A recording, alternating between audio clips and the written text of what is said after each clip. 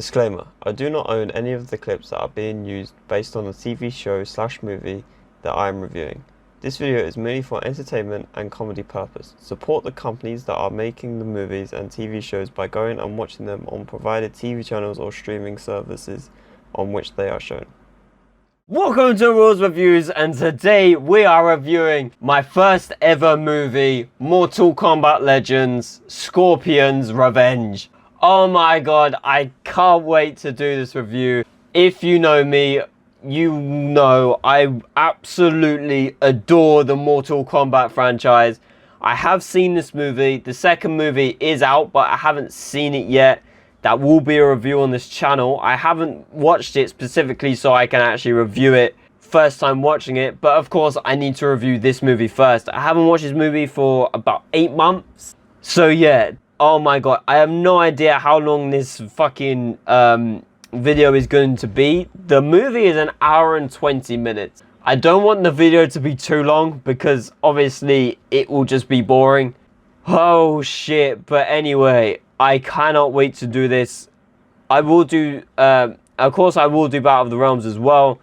I will not be doing the Mortal Kombat 2021 movie, as I'm not a fan of it, if I'm being perfectly honest. Don't get me wrong, it is a good movie. I just feel like it could have been any other movie except a Mortal Kombat movie. But I have seen rumors that Warner Bros. Are making a sequel, or sequels as they've put it. So I am looking forward to the sequels, but as well as I do prefer the cartoon, or this cartoon movie, to the Mortal Kombat 2021 movie. But anyway, that's enough talking, because I will be talking a lot, probably. Without further ado, let's get into this review. Oh damn, I cannot wait.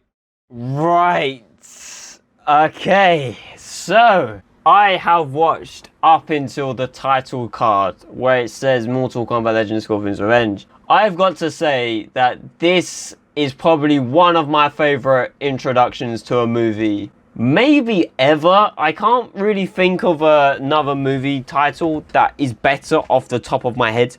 Like, it is very fucking good and gruesome.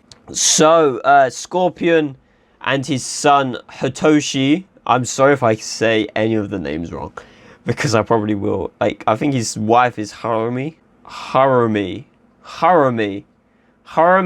Hitoshi. Oh fuck, it's probably wrong. I don't care, that's how I'm just going to say it. So he goes back to the Shirai clan, and the Lin Kuei have assassinated basically everyone apart from them two. But if you know the Mortal Kombat story, you know it's not actually Sub-Zero, it is Quan Chi who is actually disguised himself as Sub-Zero. I mean, this is a good movie if you haven't if you've never seen the Mortal Kombat franchise and you don't know the story. Like, it's a very good place to start. But because obviously I know the story, I know who it is. So yeah, I don't think we've actually ever seen a proper cinematic way of Sub-Zero killing Scorpion's clan, except in MK9, when Quan Chi sort of shows Scorpion, like, oh, you need to finish him. Have you forgotten what he did to your family and clan? But Harumi was a baby at that point. Harumi here is like, I'd say about 7, 8 maybe. So it is different to the MK9 story. I know this isn't like canon to the Mortal Kombat universe, but anyway, it's still very good. So Sub-Zero kills, or I'm just going to call him Sub-Zero because I know it's Quan Chi, but anyway, Sub-Zero kills Harumi and then kills Sub-Zero, then kills Scorpion. And then it was the title card. Fuck me, Scorpion killed a frick ton of Lin Kuei assassins. It is fucking brutal. It's 8 minutes and, wait, what? I can't see. 9 minutes and 20 seconds long, roughly. And it's all just blood, guts, people ripping each other apart. Oh my god, it is fucking beautiful. I fucking love it. I really love this movie. So, yeah. I love that they brought the Mortal Kombat actor back for Scorpion, which in my opinion is my favorite Scorpion voice actor. He voiced Scorpion, I believe, MK versus DC, MK9 and MKX. and of course Mortal Kombat Mobile. But they didn't bring him back for MK11. I think he tweeted when Mortal Kombat 11 trailer dropped that he didn't even know they were making another Mortal Kombat game, which was heartbreaking for me because I loved him as Scorpion in Mortal Kombat. But I'm happy they didn't forget about him and they brought him back to do this movie, and I assume the other movie. I'm happy they brought back Sub-Zero's voice actor as well from MKDC onwards. I don't actually know if he voiced Sub-Zero in Armageddon. He might have done, I could be wrong. But I'm happy they brought him back, so we finally have the rivalry back. Oh my god, I fucking love it. I literally sound like a huge Mortal Kombat nerd. But anyway, I think they're the only two voice actors from the Mortal Kombat universe that actually return. I'm not sure. I know Raiden isn't one. I know Johnny Cage isn't one, which is heartbreaking. Lu Kang isn't one. Sonya Blade isn't one. Yeah, again, Sonya Blade was replaced by fucking Ronda Rousey in MK11. But yeah, I don't think any of the voice actors return, which is fine by me. Johnny Cage was the only one I was sort of concerned about when I first watched this movie. But the guy who plays Johnny Cage in this movie was fucking incredible. I actually like him as Johnny Cage, but nothing can beat the Mortal Kombat Johnny Cage, like the Mortal Kombat universe Johnny Cage. If he doesn't come back in a Mortal Kombat game, I will regret. I will probably never play as Johnny Cage. But yeah, so let's carry on with the movie. Fucking brilliant start. Okay, so we meet the three main characters in the movie. Lu Kang, well technically 4. And 5. 6. Okay, we meet another 3 characters, okay? Lu Kang, Raiden, I've realized I'm naming 4.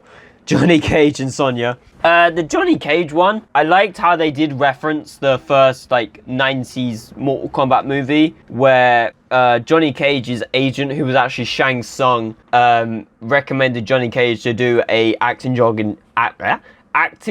in China, which is what he did in this movie. But we learned in the Mortal Kombat 90s movie that it was Shang Tsung in disguise. I assume that's what he's doing in this movie. Sonya's introduction was freaking amazing. A sick fight scene. Johnny Cage one was good as well. I really like how they actually wrote out Johnny Cage's character. They really captured the fucking stupidness of the character and the comedic side of him. I loved his fucking ringtone as well from his phone. I want it for my one, but if I find it, that will be my new phone ringtone. But yeah, for Sonya's introduction, I freaking loved it. I liked how when the fight was starting, some guy shouted, "Kick him in the face!" And I loved how that was actually the final blow from Sonya. He actually kicked him in the face. No, she actually kicked him in the face. And I just liked how that panned out. It was foreshadowing what Sonya would actually do. But yeah, Raiden and Liu Kang had a little fight scene. But we know that, like, Liu Kang's the chosen one. Well, I knew if you know the Mortal Kombat universe. Liu Kang's the chosen one. We know who they are. Yeah, their introduction was good. They had like a little like spar session, I guess. But I guess Lu Kang just fucking took him down. But anyway, let's carry on. I've just seen Scorpion wake up in the Netherrealm. So yeah, let's carry on and let's find out what happens. Okay, so Scorpion wakes up in the Netherrealm and he gets tortured. He escapes and learns he's like... We see like a lot more of his fighting abilities. The guy who he assassinates... was it or is in the Mortal Kombat game. I can't remember his name though. Like who he kills first. Like not who he kills first after he escapes the other guy who is also in the Mortal Kombat game, but as a background character. I can't remember his name. I think his name's like, I'm not even gonna try because at first I thought it was an Oshtek warrior, but no, that's Kotal Khan's warriors. But yeah, so we get an encounter with him and Quan Chi. Quan Chi will resurrect him as Scorpion, as we know and love him, to retrieve Shinnok's amulet from Shang Tsung's island, to resurrect or bring Shinnok back from the dead or imprisoned in the Netherrealm. And Quan Chi said, if you do that, Shinnok will bring you and your family back to the mortal realm, which is a lie. It is a lie. I like how they have changed his story. Not only he wants to kill Sub-Zero, but he's also on a mission to retrieve the amulet to resurrect his family and clan. Which is sort of similar, but it's also not. Because obviously Shinnok wasn't part of Scorpion's story anyway. But anyway, let's carry on. So Scorpion is back in the tournament, or is going to the tournament to kill Sub-Zero and retrieve the amulet. But let's find out what happens. Okay, before they make it into the main, like the food hall area / fighting area, I just have to talk through this little bit because I thought it was good. So Johnny Cage was of course late to the fucking boat. Like, I think he wasn't late to the first one, I don't think. No, he went. So Johnny Cage was late. He, again, like the first movie, like the Mortal Kombat 9 game, and the 90s movie, he thought it was a movie set for freaking ages. I've got to sneeze. Sorry. They also made a subtle reference as well when he was walking up the hill with all these bags and he was struggling to climb up all the stairs, which is another subtle reference to the 90s movie. I like how they made Raiden like a little bit more funnier and less serious in some points. Like in MK9, of course, he's like all serious and stuff. He didn't make any joke. But in this one, he did make a little joke where he's like, oh, I'm not going to tell Johnny Cage about why he's really here, because I find it amusing, basically. I guess that is another reference to the 90s movie, because Raiden in that was serious, but it was also cracked a lot of jokes. We all know from the creepy laugh. But yeah, we also saw the first look of Scorpion. Not Hanzo Hasashi, Scorpion. And he looks sick. So yeah, so they are going into like the food area, but there's also fights in there sometimes. I don't really know what to call it, if I'm being honest. But yeah, let's look and see what happens.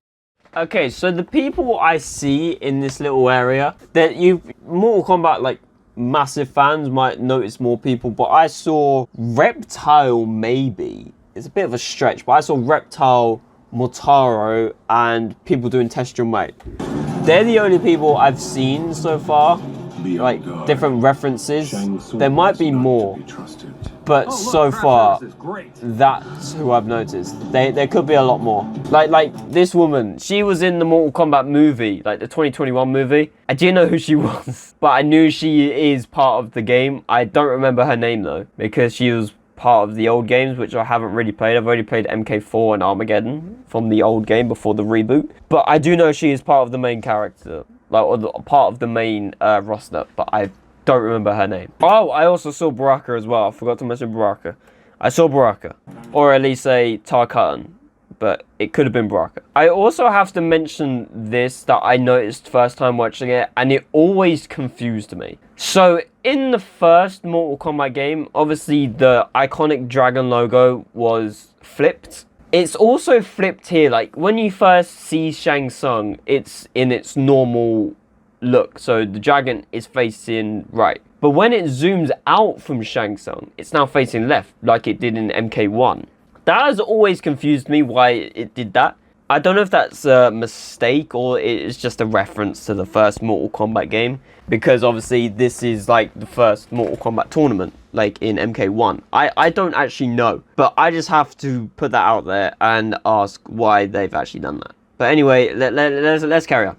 Jeez. Oh, man. Okay, so we saw Jax versus Goro and Scorpion showing off his powers. I'll talk about Scorpion first. So Scorpion, like, we see his new powers, obviously, like teleportation, him using the classic spear.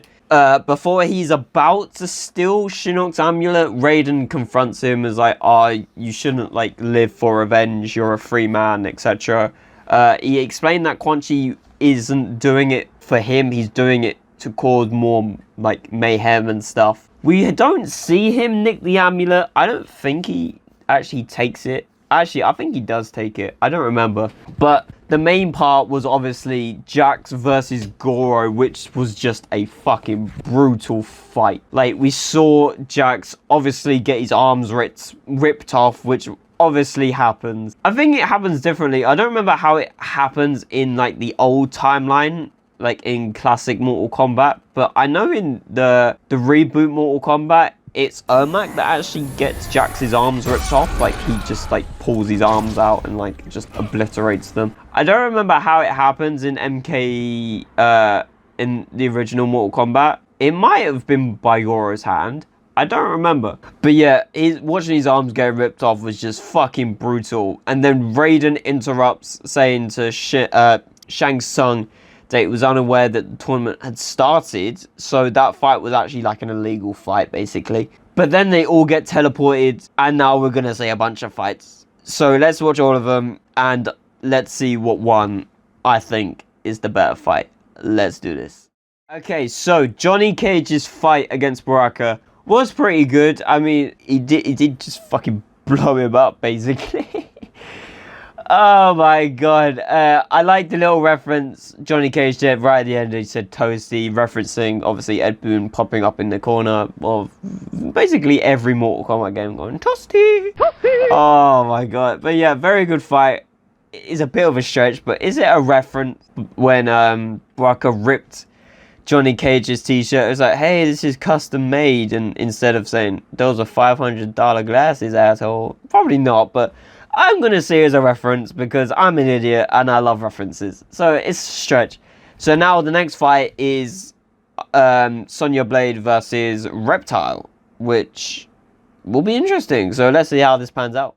Okay, so Sonya's fight with Reptile, I really enjoyed because there was a reference that I feel like when Reptile was invisible, it was referencing Predator, the way like you see the not infrared first person view you get with Predator, but it was similar to it. Also, when Predator revealed himself for the first time, you saw like the yellow eyes and like the outline of him. But apart from that, the fight was good. You got Sonya Blade's fatality from MKX, I believe.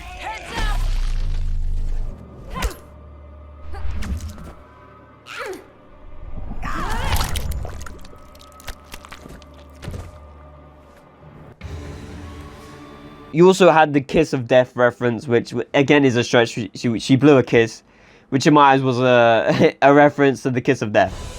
Sonia Blade wins. But yeah, I think I've forgotten a fight because we're now watching a Lin Kuei assassin running away from, I'm guessing, Scorpion. So I actually forgot there was a Scorpion fight. But anyway, I know there's a Lu Kang fight against Katana, I think. So yeah, so let's watch the Lin Kuei fight versus Scorpion, and then I think then it's literally Lu Kang versus Katana. I may be wrong. I don't care. Let's find out. Okay, so Lu Kang and Katana's fight was in a similar setting and a similar style to how they fought in MK9's story on like the little bridge area thing where they like just had like a little romance moment, kind of like a little connection. But yeah, I think that was a reference to MK9, but I know this is actually Lu Kang's storyline anyway. I'm just referencing to all the games. I don't care. I'm referencing every single reference I see to a game. But yeah, Scorpion's fight was just literally him fighting a Lin Kuei assassin, just saying, oh, just to let you know, I'm going to kill every Lin Kuei scum on this island. Just further expressing Scorpion's revenge, which is the title of this movie. But yeah, let's carry on and find out what happens. Okay, so a bunch of not Lin Kuei assassins, Black Dragon assassins start attacking Scorpion basically. Johnny Cage, bro, he gets nut-shotted twice. The pain he must have gone through for that. Oh, fuck, you know. Oh, the pain. But yeah, so Scorpion, Lu Kang, and Sonya and Johnny Cage, they all have like a little bonding moment, which was kind of cool. But he's literally like, you cannot survive Mortal Kombat, which is basically true, I guess. Like, well, Lu Kang has defeated Goro like twice, I guess. But yeah, so they have a little bonding moment. A Black Dragon assassin literally said, we found them, and Scorpion kills him off, even after like him and Lu Kang have like a little back-to-back like argument, kind of. Oh, I don't know, but I forgot what happens. But yeah, let's watch and find out. Damn. So we see the fight between the Black Dragon assassins, Lu Kang. I'm not gonna say Johnny Cage, he didn't really fight, if I'm being honest. Sonya Blade and Scorpion. Fucking brilliant fight. We saw everyone except Johnny Cage fight really, really well. Like, Sonya Blade did her like cool like kicks and shit. Lu Kang did bicycle kicks. He like was fighting everyone. It was fucking incredible. It was just amazing. Scorpion, of course, just fought like a champ. But Sub-Zero arrived and kicked Kano off like the temple little area and said he dishonored the tournament, which he is doing. But then we get Scorpion and Sub-Zero fight on the pit, and it was fucking incredible. Even though it lasted about 30 seconds or 30 seconds to a minute, it was fucking sick. And they both died in a classic stage fatality way. Liu Kang also did a fatality, I think. I remember seeing it, but I don't remember what one it was, where he does a fire fist uppercut and it kills them. I don't remember if that's a fatality. If it is, I'll put it in. If it's not, then I'm wrong. But yeah, I believe that is a fatality. But anyway, let's carry on and find out what happened. Okay, before this final fight starts, because I know it's going to last a while, Scorpion actually pulls himself off the spike from the pit because he figured out, or Quan Chi basically told him, that he was the one who killed his family and clan. So he rips himself out of the spike from, like, just so he could kill... There's a fucking lorry. Why is every time I record a video, there's a fucking lorry that goes past my house? The Scorpion rips himself out of the spike to, I guess, get revenge on Quan Chi again. Sonia finds Kano with Jax, and she's fighting a fuck ton of people, and she's easily overpowered by Motaro. Lu Kang is fighting Goro, and this is where I've paused it because obviously there's about 17 minutes left, and I know the movie's going to end very soon, and I don't want to pause it right at the end. I want to pause it now to explain before the fight. So let's see how the fight pans out. Let's do this. Okay, so Johnny Cage and Sonya Blade save Jax from Kano. We get a Johnny Cage interaction, which is a reference to Mortal Kombat X. Here's Johnny, which of course is a reference to The Shining. Fucking great fight. I loved it. And then we get Goro versus Lu Kang. Now, this fight, again, Goro is a brutal fucking character. He nearly killed Lu Kang by ripping him apart. But Scorpion steps in and saves him with a classic spine rip. Even though it wasn't Sub-Zero's spine rip, it was a Scorpion's interpretation of a spine rip. But it's a spine rip either way. Fucking loved it. He then gets to fight as Shang Tsung's champion for the fate of Earthrealm. He was gonna fight Lu Kang, but then teleported to the back of Shang Tsung and got him in a hold and yielded to Lu Kang. So Earthrealm has won the tournament. Scorpion now has the key for, now has Shinnok's amulet, which is interesting. And now we're going to see a fight between Quan Chi and Scorpion. Oh, let's see how this pans out. Jeez! Right, the end fight between between Scorpion and Quan Chi was fucking incredible. I've got to say, they really like their arm tears. I mean, we had 2 and nearly 3 if Liu Kang got ripped in half. We had 2 arm rips. Jesus Christ. We finally got the classic line, "Get over here," by Scorpion. We got another spine rip as well, which was in the same way Sub-Zero did it, but this time it was Scorpion. We also got his classic face tear off and a skull underneath, like hell, like Knight Rider and fucking Blue. Sub-Zero's corpse to smithereens, basically. It was fucking incredible. Raiden says to Liu Kang that his destiny was never to defeat Goro. It was in fact to defeat Shao Kahn. And then we saw Shao Kahn setting up for Mortal Kombat Legends Battle of the Realms. Oh my god, bro. Okay, and that's where the movie ends, of course. Oh, I love this movie so goddamn much. Okay, so of course, I'm not going to rate this movie as there's only 2 movies like I rate the other TV shows. But how am I ranking it out of 10? I'm doing like an IMDb ranking. I'm actually going to rank this movie as... I'm going to rate it a 9, actually. I'm going to rate it a 9. Yeah, I'm going to give it a 9 out of 10. It is a fucking brilliant movie, but I do feel like it could be better in some areas. Like, it wasn't a great movie. To me, it was a bit short.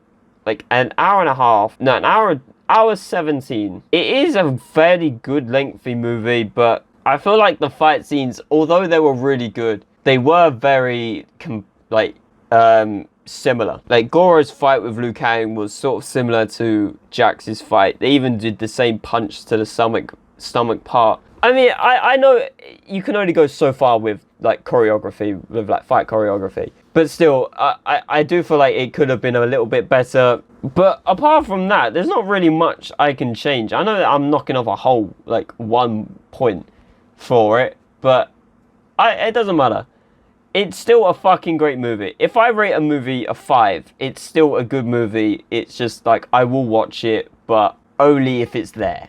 Like I will watch it if it's there, basically. Like if there's like no other movie to watch, I will watch that movie. If I rated it a 5. 4 means it's just I will probably never watch the movie again. 1 or 0 just means I hate the movie. I would rather die than watch it. But a 9 means I will watch this movie with friends. I will highly recommend this movie to other people. A 10 will probably mean I will just watch it all the time. But yeah, a 9 is like I will always watch this movie no matter what. I will highly recommend it to others. I'm actually gonna get one of my friends to watch this movie. I'm actually gonna ask them if they want to watch it, or even if they don't, I'm just gonna show them the start. I'll be like, yo, what do you think of this movie?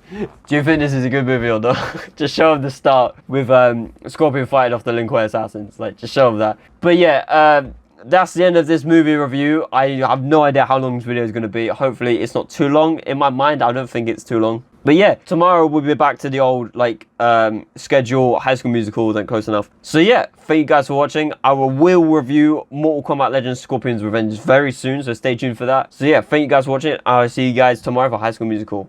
Peace.